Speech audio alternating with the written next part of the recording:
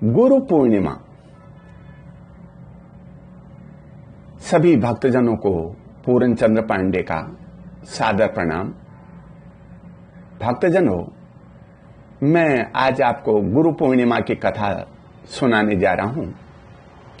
आप ध्यानपूर्वक सुनने की कृपा करें। एक बार नौमिसारणी तीर्थ में वशिष्ठ जी महाराज के पुत्र पराशर ऋषि तपस्या कर रहे थे। भगवान ब्रह्मा जी ने आकर उन्हें दर्शन दिए और कहा, मैं आपकी तपस्या से प्रसन्न हूं, जो भी इच्छा हो वह वर मांग लो। ब्रह्मा जी को प्रणाम करते हुए पराशर जी बोले, हे भगवान, मैं पुत्र की अभिलाषा से तप कर रहा हूं।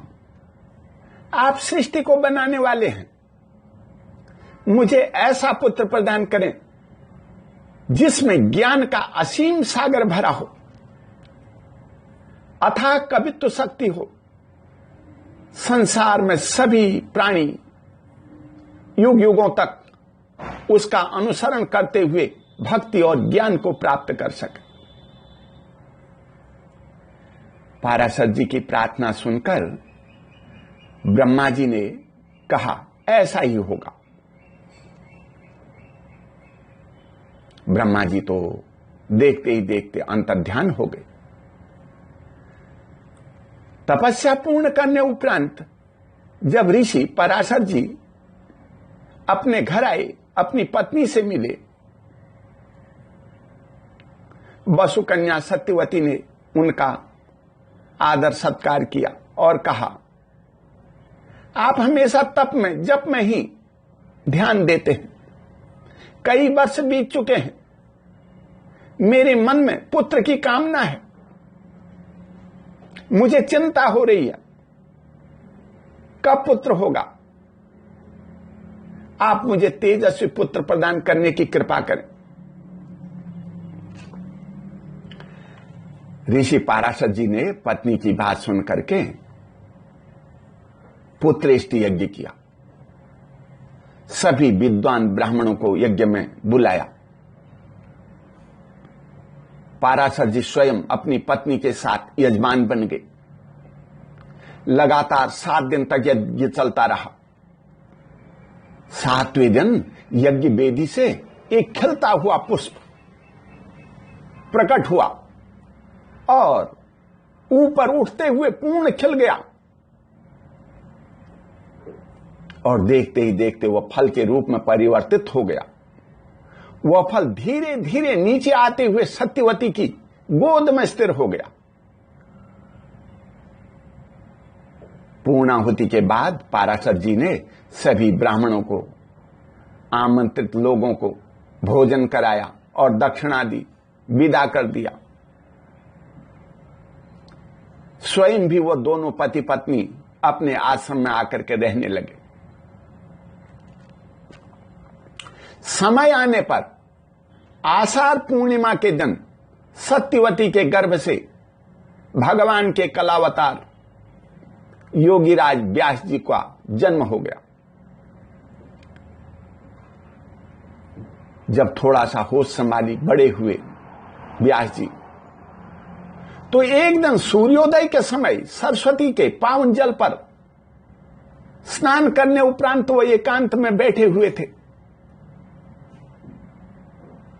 उन्होंने लोगों को देखा, बड़े दुखी हैं। वो तो भूत भविष्य सब कुछ जानते थे।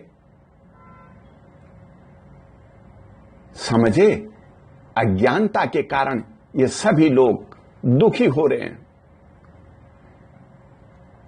और जिसके कारण भौतिक वस्तुओं की शक्ति का भी इन्हें ज्ञान नहीं है और भौतिक शक्तियां भी लुप्त होती जा रही हैं। भक्ति के अभाव में संसार के लोग श्रद्धाहीन और शक्तिहीन होते जा रहे हैं।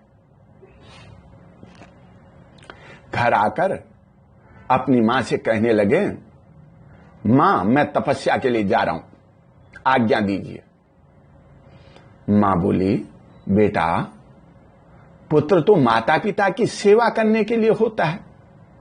माता पिता के जो अधूरे काम रह गए हैं उन्हें पूर्ण करने के लिए होता है। तुम कह रहे हो मैं तप के लिए जा रहा हूं, ये घर गृहस्थी के काम कौन करेगा? व्यास जी ने कहा, मां, जब तुम याद करोगी और जरूरी काम होगा तब मैं तुम्हारे आगे प्रकट हो जाऊंगा। मां से आज्ञा लेकर व्यास जी तप के लिए चल दिए। वे बद्रिकाश्रम गए। वहां एकांत में समाधि लगा करके तप करने लगे। एक दिन नारद जी घूमते हुए बद्रिकाश्रम पहुंच गए। नारद जी ने मां भगवती का बीज मंत्र प्रदान करते हुए कहा, तप करते रहो, तुम्हारी कामना जल्दी ही पूर्ण होगी। ऐसा कहकर नारद जी चले गए। जैसे ही व्यास जी ने मां भगवती के बीज मंत्र का जप करना आरंभ किया, हाथ में वीणा लेकर के मां सरस्वती भगवती प्रकट हो गई। मां सरस्वती ने कहा, वत्स, उठो और कर्म करो। मां सरस्वती ने अपने हाथ से व्यास जी को एक पुस्तक और कलम प्रदान कर दी। स्वयं सामने विराजमान हो गई। मां सरस्वती की कृपा से व्यास जी लिखते गए। उन्होंने चारों वेदों का विभाजन कर दिया। यह देखकर मां सरस्वती ने कहा, आज से तुम्हारा नाम वेद व्यास होगा। 18 पुराण रच डाले, 108 उपनिषद, महाभारत आदि अनेकों अनेकों ग्रंथ भगवान वेद व्यास जी ने लिख डाले।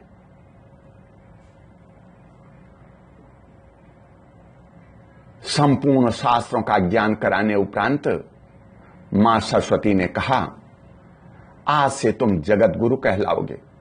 लोग तुम्हारे जन्मदिन को गुरु पूर्णिमा के रूप में मनाएंगे। व्यास जी ने मां सरस्वती को प्रणाम किया, झुक गए सरस्वती के चरणों में। देखते ही देखते मां सरस्वती ब्रह्मलोक को चली गई। बोल जगत गुरु भगवान की जय।